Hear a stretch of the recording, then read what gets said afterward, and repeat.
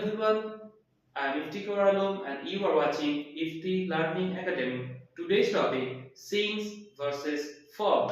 Students often confuse since and for. So let me explain simply.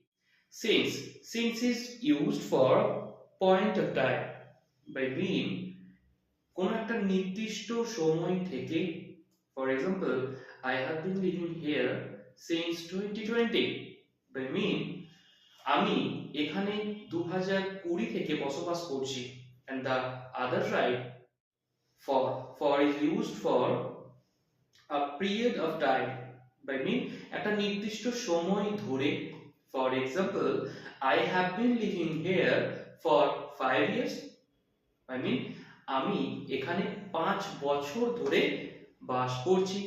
তাহলে since use হচ্ছে থেকে বোঝাতে and for use হচ্ছে কোনো সময় ধরে বোঝাতে।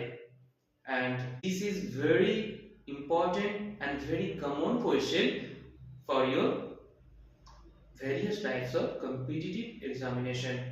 And lastly, follow our YouTube channel Ifti Learning Academy. After all, thanks for watching.